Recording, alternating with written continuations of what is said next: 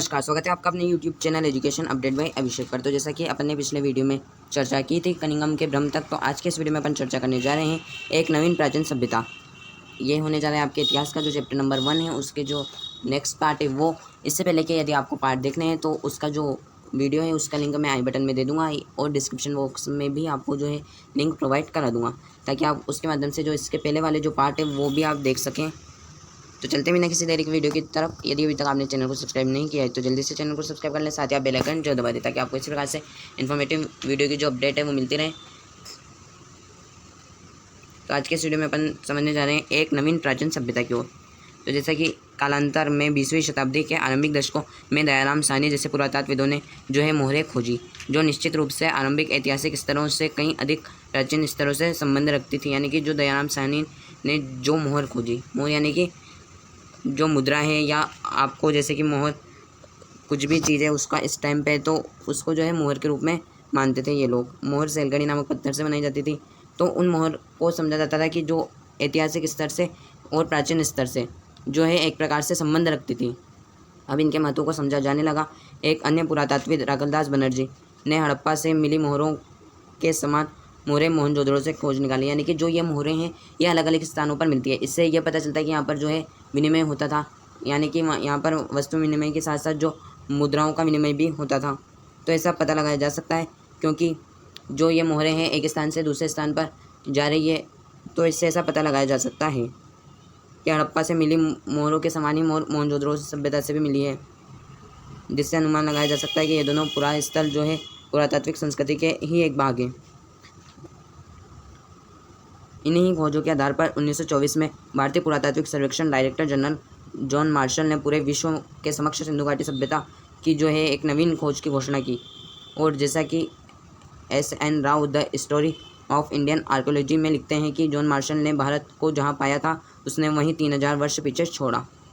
तो ये कोटेशन है। ऐसा इसलिए था क्योंकि मेसोपोटामिया के पुरास्थल में उत्खनन से हड़प्पा स्थलों पर मोहरें मिली जैसी अब तक पहचानी नहीं जा सकी। यानी कि जो मोहरें वहाँ से मिली है वो अभी तक पहचानी नहीं जा पाई कि यह मोहरें कहाँ की है। उसके अलावा इन मोहरों पर जो लिपि है वो भी अभी तक पढ़ी नहीं जा सकी। इस प्रकार विश्व को एक नई सभ्यता की जानकारी मिली, और यहाँ पर मेसोपोटामिया के समकालीन थी ये सभ्यता। और भारतीय पुरातात्विक सर्वेक्षण के डायरेक्टर जनरल के रूप में जॉन मार्शल का कार्यकाल वास्तव में भारतीय पुरातत्व के एक व्यापक परिवर्तन का काल था। यानी कि इसमें कई सारे जो परिवर्तन हैं वो हुए थे। वे भारत में कार्य करने वाले पहले पेशेवर पुरातत्वविद थे, और यहाँ पर यूनान और क्रीट में अपने कार्यों का अनुभव भी लाए। और हालांकि अधिक महत्वपूर्ण बात यह है कि कनिंघम की तरह ही उन्हें भी आकर्षक खोजों में क्या थी, दिलचस्पी थी। और ये भी क्या है, कनिंघम की तरह खोज करते थे अलग अलग जगहों पर। उनमें दैनिक जीवन की पद्धतियाँ भी शामिल थी। ये जो है टीले का खोज करते थे। ये टीले के जो स्तर विन्यास को पूरी तरह, जैसा कि जो स्तर विन्यास में यदि कोई बहुमूल्य वस्तु की जानकारी हो तो वो वस्तु की जो जानकारी है वो लुप्त रह जाती थी, क्योंकि जो जॉन मार्शल है वो स्तर विन्यास की जगह पर जो है क्षैतिज इकाइयों की खोज या उनका जो है उत्खनन करते थे, किसमें से, टीलों में से। टीले का अर्थ मैंने आपको बता दिया कि एक ही स्थान पर जो इकट्ठे हुए रेत है या पत्थर है तो वो एक स्थान पर इकट्ठे हो जाते हैं, वो कई सालों तक उसी शेप में रहते हैं, तो वो फिर धीरे धीरे टीले बन जाते हैं। तो इस प्रकार से जो वो स्थिति थी वो लुप्त हुई। फिर उसके बाद में जो नई तकनीकें आई उसमें जो है आपके व्हीलर आए।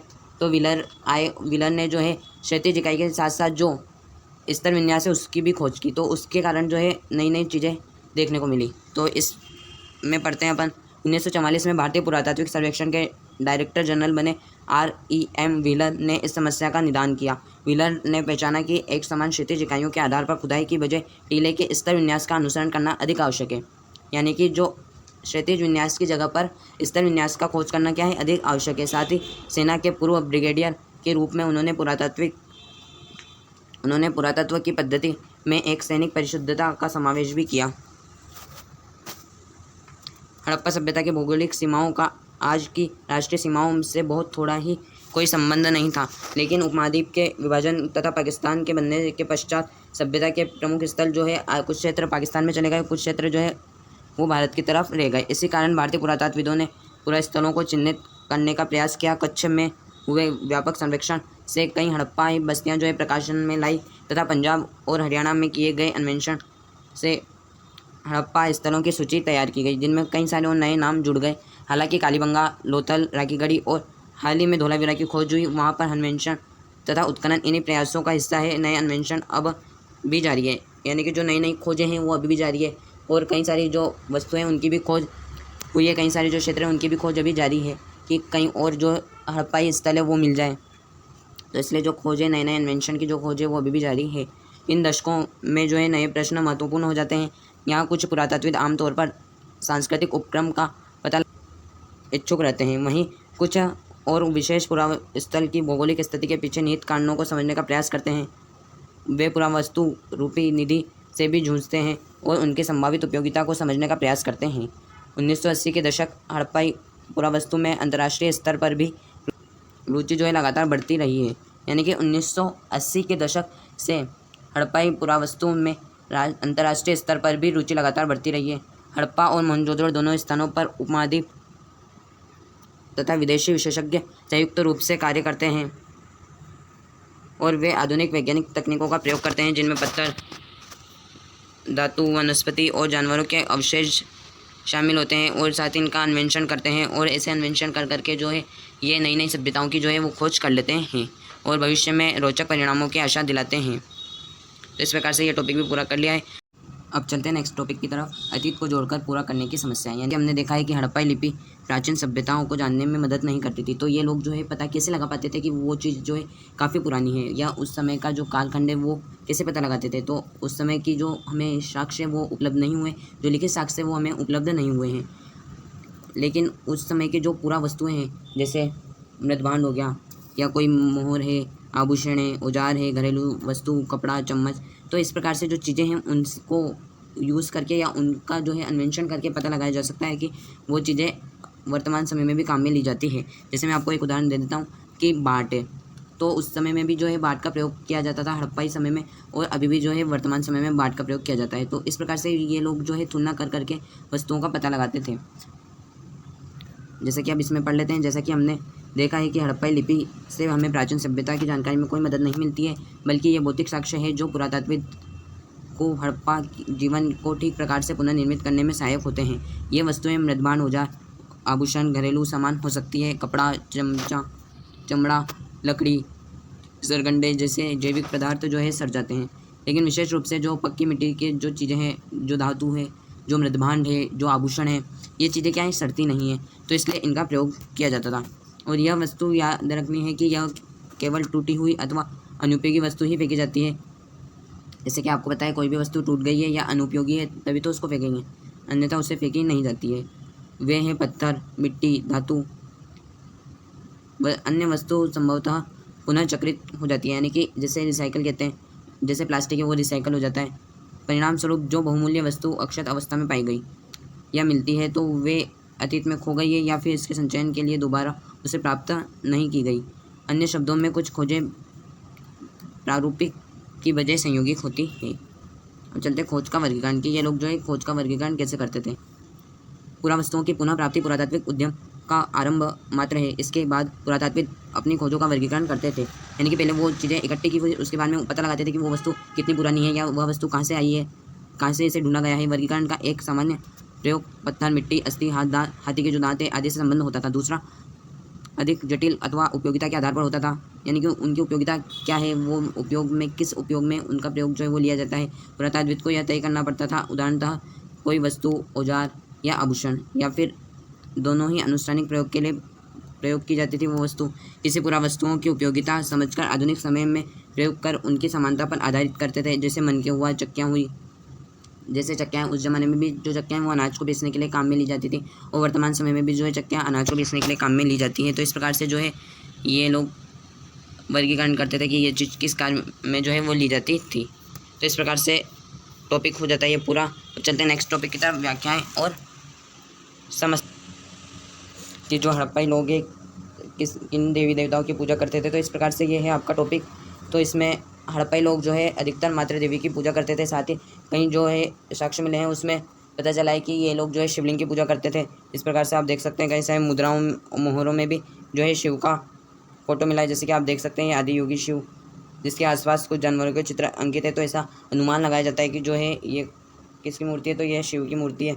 उसके अलावा इस प्रकार से ये शिवलिंग के जो है चिन्ह मिले हैं। तो इस प्रकार से पता लगाया जा सकता है कि जो है यहाँ पर देवी देवताओं की भी पूजा की जाती है। उसके अलावा यहाँ पर जो प्रकृति रूपी देवी देवता है उनकी भी पूजा की जाती है। जैसा कि आप वर्तमान समय में देखते हैं कि सूर्य, चंद्र, जो जल है, उनकी भी पूजा की जाती थी। अब इस टॉपिक को पूरा पढ़ लेते हैं। पुरातात्विक व्याख्या की समस्या संभवतः सबसे अधिक धार्मिक प्रथाओं के पुनर्निर्माण के प्रयासों में सामने आती है। आरंभिक पुरातात्विदों को लगता था कि वह वस्तु जो असामान्य व अपरिचित लगती थी संभवतः धार्मिक महत्व की होती थी। इनमें आभूषणों से लदी एक नारी की मृण मूर्ति है जिसमें विशिष्ट जो प्रसाधन शामिल हुए हैं। मातृ देवियों की संज्ञा दी गई है। जो ये मूर्ति है किसकी संज्ञा दी गई है? तो इसे मातृ देवी की संज्ञा दी गई है। और यहाँ पर उठाया हुआ है उसे पुरोहित राजा की भी संज्ञा दी गई है। अनुष्ठानिक महत्व माना जाता है। विशाल स्नानागार तथा कालीबंगा में कई सारी जो है यज्ञ वेदियाँ मिली है, जिससे पता चलता है कि ये लोग जो है यज्ञ भी करते थे। और मोहरों जिनमें संभवतः अनुष्ठान के दृश्य बने हैं, और साथ ही उन पर जो है कई सारी आस्थाओं और प्रथाओं को पुनर्निर्मित करने का भी प्रयास किया गया है। कुछ अन्य जिन पर पेड़ पौधे उत्कीर्ण हैं, मान्यता अनुसार ये लोग प्रकृति पूजा भी करते थे।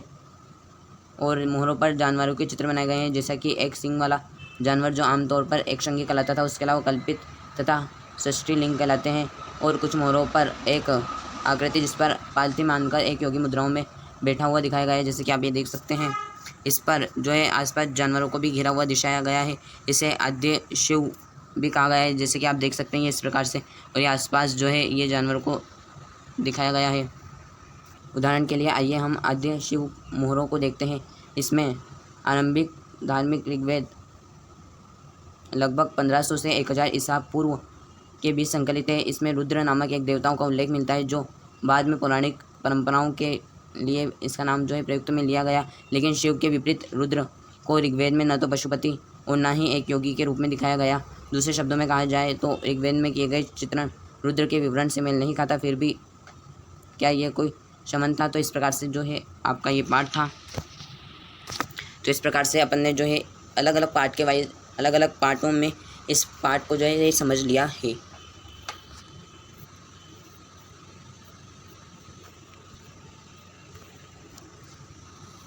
नेक्स्ट वीडियो में अपन चर्चा करेंगे नेक्स्ट पार्ट की तरफ।